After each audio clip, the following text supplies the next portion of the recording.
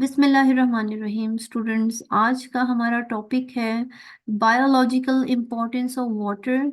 और last lecture में हम लोगों ने जो है वो इंट्रोडक्शन डिस्कस किया था बायोलॉजिकल मॉलिक्यूल्स का। और अब जो है हम चूंकि हमारा एक यूनिवर्सल सॉल्वेंट है, इम्पोर्टेंट यूनिवर्सल सॉल्वेंट, जिसके बगैर हमारी ज़िंदगी जो है वो नामुकम्मल है, वो है वाटर। ठीक है। पानी जो है हर जानदार को जिंदा रहने के लिए ज़रूरी होता है। तो अभी हम जो है इसको पढ़ेंगे कि क्या इसमें खास बात है जिसकी वजह से ये पानी जो है वो हमारी ज़िंदगी की वजह है। तो सबसे पहले जो है आपको पता होना चाहिए कि पानी एसेंशियल है। ओके। पानी के बगैर कोई जिंदगी का तस्वुर ही नहीं है। ओके। अब हम देखते हैं कि जो लिविंग बॉडीज होती हैं, जैसे कि इंसानों की, जानवरों की, पौधों की, जरासीम की, उसमें 70% से लेके 90% वाटर होता है। आपने ये बात एमसीक्यू के लिए याद रखनी है कि 70% से 90% जो है वो वाटर होता है, ह्यूमन बॉडी हो, लिविंग बॉडी हो। ओके। इसकी फिजिकल और केमिकल प्रॉपर्टीज को हम स्टडी करेंगे और देखेंगे कि पानी जो है वो लाइफ के लिए क्यों जरूरी है, क्यों वाइटल है। वाइटल का मतलब होता है जरूरी। ओके। तो बेटा यहाँ पे अब हम पानी की प्रॉपर्टीज पढ़ेंगे। पानी की प्रॉपर्टीज आप लोगों को एमसीक्यूज के लिए आ सकती हैं। तो बेटा सबसे पहले तो पानी की पोलर नेचर है। पानी जो है उसके पोल्स होते हैं। आपको पता है, मैंने अभी भी बताया है कि ओ एच नेगेटिव आयन होता है और एच पॉजिटिव आयन होता है।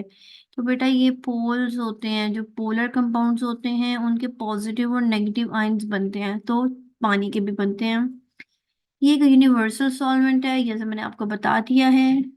इसके बाद इसके अंदर कोहेसिव और एडहेसिव फोर्सेस होती हैं, ये चीज़ भी मैंने आपको बता दी है कि इसमें जो है पानी के अंदर पानी के अपने मॉलिक्यूल्स के दरमियान भी फोर्सेस होती हैं, और पानी के अंदर कुछ चीज़ मिक्स कर दी जाए तो उसमें भी फोर्सेस डेवलप हो जाती हैं। ठीक है। इसके बाद इसकी हाई स्पेसिफिक हीट होती है, हाई हीट ऑफ वेपोराइजेशन है।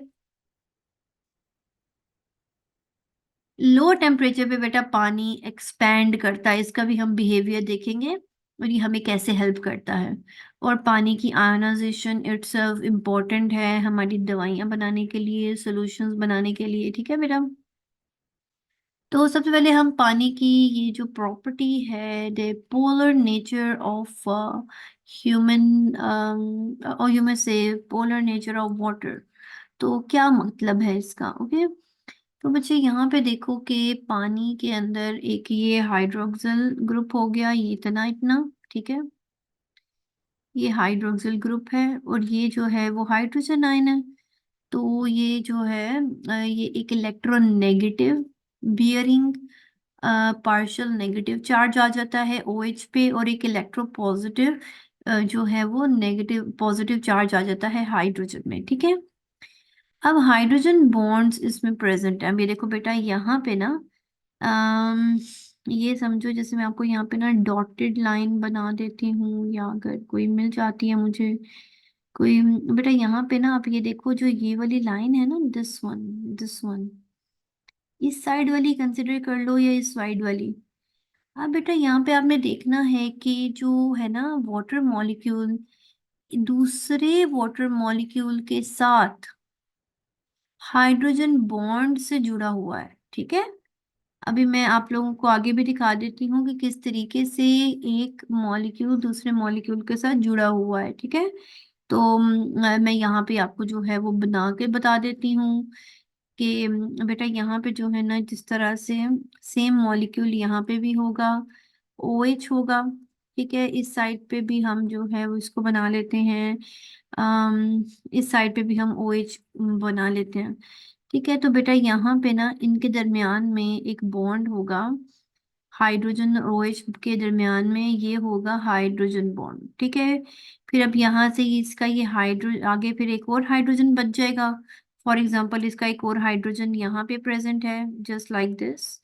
तो ये जो है वो अगले OH के साथ बॉन्ड बना लेगा जस्ट लाइक दिस। तो इस तरह जो है ना वो हाइड्रोजन बॉन्डिंग इसके मॉलिक्यूल्स के दरमियान में रहती है, जो कि इसको स्ट्रेंथ देती है, ठीक है। और यही वजह है कि पानी लिक्विड फॉर्म में होता है। बट अगर ये हाइड्रोजन बॉन्डिंग टूट जाएगी ना तो पानी वेपर्स में बुखारात बन जाएगा। तो ये चीज आपने याद रखनी है कि पानी किस वजह से अटैच रहता है, हाइड्रोजन बॉन्ड्स की वजह से। तो ये एक इम्पोर्टेंट MCQ हो सकता है कि पानी जो है अपने हाइड्रोजन बॉन्ड्स की वजह से एक दूसरे के साथ जो है वो अटैच रहता है। अब दूसरी प्रॉपर्टी है इसकी ये कि यूनिवर्सल सॉल्वेंट है। यूनिवर्सल सॉल्वेंट का मतलब होता है कि ये अपने अंदर हर तरह के मटेरियल को डिसॉल्व कर लेता है। लेकिन बेटा याद रखिएगा, सिर्फ पोलर को ही पोलर हल कर सकता है, ठीक है। आप कहीं पे लिख लो, नोट्स बना लो, लाइक डिसॉल्व्स लाइक, सेम चीज सेम को ही हल करेगी। जैसे तेल और पानी मिक्स नहीं हो सकते क्योंकि एक पोलर है एक नॉन पोलर है। इस तरह पानी और ईथर नहीं मिक्स हो सकते, पानी और बेंजीन नहीं मिक्स हो सकते, पानी और क्लोरोफॉर्म है, ठीक है। तो जो पानी जो है ऑलमोस्ट हर उस चीज को अपने अंदर हल कर लेता है और हर चीज में, हर तरह की दवाई में इस्तेमाल होता है, ठीक है। जो कि लिक्विड फॉर्म में होती है, तो इसलिए हम इसको यूनिवर्सल सॉल्वेंट का भी नाम दे रहे होते हैं, ठीक है। तो ये चीज आपने अपने माइंड में रखनी है। और नेक्स्ट जो है हम देखते हैं कि इसकी पोलर नेचर की वजह से ये ऑलमोस्ट हर तरह के पोलर सब्सटेंस को अपने अंदर हल कर लेता है और इसीलिए इसको हम यूनिवर्सल सॉल्वेंट कहते हैं। तकरीबन हर दवाई में पानी डल रहा होता है जो लिक्विड होती है। जैसे कि बेटा नमक है, सोडियम क्लोराइड, इसको आप पानी में डालोगे ना तो सोडियम जो है, यहाँ पे आप देखें, सोडियम नमक है, सोडियम पॉजिटिव होता है, क्लोराइड नेगेटिव होता है। तो बेटा जितने भी पॉजिटिव आयंस है ना वाटर के, वो आके इसके साथ अटैच कर जाएंगे। देखें ये ऐसे नजर आ रहा है आपको, ये इसके साथ जो है ना ऐसे अटैच कर जाएंगे और ये पानी के अंदर हल हो जाएगा। और ये ऑक्सीजन चूंकि नेगेटिव होती है, इलेक्ट्रोनेगेटिव है, और ये सोडियम पॉजिटिव है, तो ये आपस में जो है इस तरह से अटैच हो जाएंगे। तो इस तरह से क्या होगा कि हम देखेंगे कि पानी के अंदर नमक हल हो गया, ठीक है। Water dissolves all minerals present in soil, और इसको जो है ना पहले पानी जो है हर तरह के मिनरल्स को अपने अंदर जज़ब कर लेता है, और वो पानी जो है फिर मट्टी से चला जाता है प्लांट्स के अपर पार्ट्स में। आपको पता होना चाहिए कि फ्लोएम जो है, जाइलम और फ्लोएम, ये हमारे पास होते हैं मिनरल्स और पानी पहुंचाने के लिए प्लांट्स के अंदर। ये जो है वेजल्स होती हैं, ठीक है बेटा, पाइपलाइंस होती हैं। तो यहाँ पे हम डिटेल से भी पढ़ेंगे कि किस तरीके से ट्रांसपोर्ट होता है, लेकिन आपने फिलहाल के लिए याद रखना है कि पानी जो है यूनिवर्सल सॉल्वेंट होता है। ओके, नेक्स्ट हम देख लेते हैं कि नेक्स्ट जो है इसकी क्या प्रॉपर्टी है। इसको जो है ना हम देखेंगे, हाँ, इसकी कोहेसिव और एडहेसिव फोर्सेस के बारे में हम पढ़ेंगे। बेटा कोहेसिव याद रखो, मैं अक्सर स्टूडेंट्स को बताती हूँ, इसको कैसे याद रखना है, कॉमन से याद रखो। कॉमन का मतलब होता है सेम सेम, CO कॉमन, मतलब पानी के मॉलिक्यूल्स की पानी के साथ जो इंटरेक्शन होगी, पानी के मॉलिक्यूल्स की उन्हीं के मॉलिक्यूल्स के दरमियान में जो इंटरेक्शंस है उनको हम एडहेसिव फोर्सेस कहते हैं। जैसे ग्लास ऑफ वाटर है तो बेटा उसको हम देखें तो ये सारे आपको ये डॉटेड लाइंस नजर आ रही हैं, ये वाली, ठीक है बेटा। ये क्या है, ये हमारे पास एडहेसिव फोर्सेस है, ठीक है। कोहेसिव फोर्सेस हैं, सॉरी, वाटर वाटर के दरमियान में कोहेसिव फोर्सेस होती हैं, ओके बेटा। और ये ज्यादातर हाइड्रोजन बॉन्डिंग होती है, आपने ये याद रखना है, कोहेसिव फोर्सेस वाटर में हाइड्रोजन बॉन्डिंग होती है। इसी तरह बेटा जो अगर पानी को पारे के अंदर यानी मर्क्यूरी के अंदर मिला दिया जाए तो बेटा मर्क्यूरी और वाटर, इन दोनों के दरमियान जो फोर्सेस बनेंगी उनको एडहेसिव फोर्सेस कहेंगे। लेकिन मर्क्यूरी के अपने मॉलिक्यूल्स के दरमियान में भी कोहेसिव फोर्सेस ही होंगी, ठीक है, जैसे आपको यहाँ पे नजर आ रहा है। तो एडहेसिव फोर्सेस इंटरमॉलिक्यूलर फोर्सेस होती हैं, और कोहेसिव फोर्सेस जो है वो आप कह सकते हो इंट्रामॉलिक्यूलर, ओके। तो या कोहेसिव फोर्सेस जो है वो सेम मॉलिक्यूल्स के अंदर होती हैं लिक्विड की, और adhesive forces different molecules of liquid के दरमियान में होती हैं। नेक्स्ट इनकी जो प्रॉपर्टी है वाटर की, उसमें हम पढ़ेंगे। ओके बेटा, यहाँ पे कोई चीज देख लो, मैंने जो पीछे आपको ड्रॉ करके बताया, यहाँ पे भी आप लोगों को मिल जाएगा कि बेटा वाटर जो है, ये देखो ऑक्सीजन, इसके दो हाइड्रोजन, तो बेटा हाइड्रोजन और ऑक्सीजन, फिर आगे से दूसरा मॉलिक्यूल मिलेगा, फिर ये तीसरा, जो डॉटेड लाइन नजर आ रही है ना, ये हाइड्रोजन बॉन्ड्स हैं, ठीक है बेटा, ये हाइड्रोजन बॉन्ड्स हैं। और इसके अलावा जो है ना, आप देखोगे कि वाटर के अंदर जो है इसका इसकी पोलैरिटी सेम रहती है।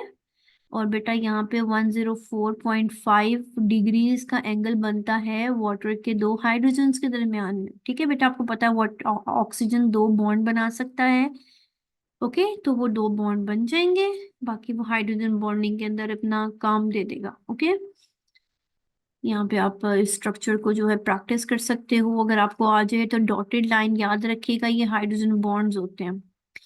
फिर बेटा वाटर की हाई स्पेसिफिक हीट होती है। ओके, तो स्पेसिफिक हीट क्या होती है, इसकी डेफिनेशन आप लोग याद रख सकते हो, कि specific heat is the amount of heat energy required to raise the temperature of 1 gram of water by 1 degree।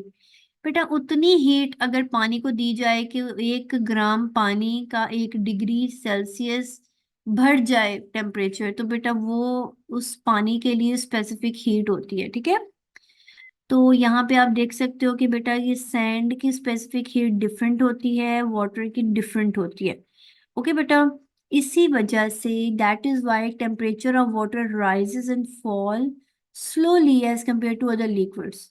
पानी आहिस्ता से गर्म होता है और आहिस्ता से ठंडा होता है, जबकि दूसरे जो लिक्विड हैं वो जल्दी से गर्म हो जाते हैं, जल्दी से ठंडे हो जाते हैं, ठीक है बेटा, क्योंकि वाटर की स्पेसिफिक हीट ज़्यादा है as compare to other liquids. और बेटा जो ये सैंड वगैरह है ये भी जल्दी गर्म हो जाती हैं, आपको पता है, जो रेत होती है, लेकिन वाटर नहीं होता क्योंकि उसकी हाई स्पेसिफिक ग्रेविटी है। ओके बेटा, हाई हीट ऑफ वेपोराइजेशन, बेटा हीट ऑफ वेपोराइजेशन क्या होती है, ये डेफिनेशन देखें यहाँ पे, heat of vaporisation of water is the heat required to convert 1 gram of liquid water into vapours at its boiling point, ठीक है, बॉइलिंग पॉइंट पे पानी का उसके वेपर्स में कन्वर्ट हो जाना। तो बेटा अभी देखो ये आपका बाजू है, और आपकी जो है ना वो बॉडी वाटर एब्जॉर्ब करती है, ठीक है, water absorbs a lot of heat when it's evaporate। बेटा जब आपके स्किन के ऊपर जो है वो पानी हो, तो पानी जो है जब आप धूप में चले जाते हो तो बेटा वो पानी जो है वो हीट एब्जॉर्ब करता है और वो वेपर्स में कन्वर्ट हो जाता है। इस तरह से आप जब धूप में जाते हो, एनर्जी की वजह से, हीट की वजह से जो है वो आपकी स्किन जो है वो खुश्क हो जाती है। आप किसी भी चीज को जो है वो ड्राई होने के लिए डालते हो धूप में, वो थोड़ी देर के बाद खुश्क हो जाती है, क्योंकि वाटर की हीट ऑफ वेपोराइजेशन की वजह से, ठीक है। Water vaporisation can be use for cooling down. Okay, अब बेटा यहाँ पे एक इम्पोर्टेंट फिनोमिना है कि हमारी बॉडी जो है ना स्वेट प्रोड्यूस करती है, पता ना आपको, जब गर्मी होती है, गर्मी का मौसम आता है तो हमें स्वेटिंग होती है, पसीना आता है, पर्सपिरेशन होती है। तो बेटा अब जो पर्सपिरेशन हो जाती है, स्किन के ऊपर स्वेटिंग हो जाती है, तो वो जब स्वेट हीट एब्जॉर्ब करता है तो वो बुहरात बन जाता है और हमें हमारी बॉडी को कूलिंग इफेक्ट मिलता है। हमारी बॉडी ने जब कभी भी कूल डाउन होना होता है तो वो पानी हमारी बॉडी से निकालती है हीट को स्वेट के थ्रू, यानी पानी के जरिए। और वो पानी जो है हमारी बॉडी से जब वो वेपोरेट होता है तो हमें कूलिंग इफेक्ट आता है, ठीक है बेटा। इसके बाद हमारे पास एक और प्रॉपर्टी है वाटर की, जो है water expands at low temperature. तो बेटा यहाँ पे ना एक आप फिनोमिना देखें कि ये है ठंडा पानी, ठंडे पानी के मॉलिक्यूल जरा देखें कि करीब करीब है। ओके, ये है गर्म पानी, जब आप पानी को गर्म करते हो तो पानी एक्सपैंड करता है, लेकिन जब आप इसका टेम्परेचर मजीद कम कर देते हो तो वो मजीद जो है वो एक्सपैंड कर जाता है, ठीक है, क्योंकि इसके दरमियान में एयर स्पेसेस आ जाती हैं। तो बेटा ये फिनोमेना बड़ा इंपॉर्टेंट होता है कि water has unique property, it expands when temperature falls below 4 degrees. बेटा पानी जो है वो 0 डिग्री पे जो है वो फ्रीज होता है, ठीक है, 0 डिग्री सेल्सियस पे जो है वो क्या करता है, वो फ्रीज होता है। ओके, इधर लिख देती हूँ मैं आप लोगों को कि वो क्या करता है, फ्रीज होता है। लेकिन 4 डिग्री से कम पे ना पानी ऐसा है कि उसकी सतह फ्रीज हो जाती है, अंदर से वो पानी गर्म रहता है। ठीक है, ये इसका एक बिहेवियर है, अब अल्लाह जाने कि इस तरीके से हमें तो ये हेल्प कर रहा होता है कि जो है ऊपर से पानी की सतह के ऊपर जो है वो बर्फ बन जाती है, नीचे गर्म पानी रहता है, ये अल्लाह की कुदरत है, और ताकि जानवर जो है वो जिंदा रहे। ओके, तो इस तरह जो सॉलिड वाटर जो है, अब जो बर्फ होती है ना बेटा, जब वो जम जाती है तो वो हल्की हो जाती है, ऊपर की तरफ आ जाती है, क्योंकि उसमें एयर स्पेसेस आ जाती हैं। तो इसी तरह जो है ना बेटा, ये जो लिक्विड वाटर है ना वो अंदर होता है, और ऊपर जो है ना उसके बर्फ तैर रही होती है, फ्लोट कर रही होती है। और यहाँ पे आपने ये प्रॉपर्टी याद रखनी है, वाटर बॉडीज जो हैं वो अंदर फ्रीज नहीं हो पाती, ठीक है, और इसलिए जिंदा रहती है। लेकिन सरफेस पे जब वो आएंगी तो वो फ्रीज हो सकती हैं। तो ये चीज आप माइंड में रखोगे। लास्ट पे बेटा हमारे पास जो है वो है कि पानी की आयोनाइजेशन और एनर्जी। अब बेटा ये देखें कि दो वाटर मॉलिक्यूल्स हैं, 2H2O, जब ये मिलते हैं तो बेटा हाइड्रोनियम आयन और हाइड्रोक्सिल आयन बना देते हैं। वाटर मॉलिक्यूल में ionise into hydrogen ion and hydroxyl ion. ठीक है बेटा, ये पॉजिटिव वाला, ये हाइड्रोनियम आयन कह सकते हो इसको। Very few molecule out of the large number में आयोनाइज। ठीक है, बहुत ज्यादा ऐसा नहीं है कि पानी जो है वो आप पीने वाला पानी है पड़ा हुआ है तो बेटा वो आयोनाइज हो जाएगा, बहुत कम अमाउंट हो जाती है। ठीक है, वाटर वैसे न्यूट्रल होता है। तो बेटा इस वजह से जो है the presence of ions is important for the normal functioning of enzyme. हमारी बॉडी में जो एंजाइम्स होते हैं उनके लिए पानी जरूरी होता है, और जो आयंस प्रेजेंट होते हैं ना पानी के अंदर वो उनकी एक्टिविटी के लिए इम्पोर्टेंट होते हैं। ठीक है बेटा, तो यहाँ तक आप लोगों का इम्पोर्टेंस ऑफ वाटर कंप्लीट हो चुका है। अगर आप लोगों का कोई क्वेश्चन हो तो आप लोग जो है वो पूछ सकते हो।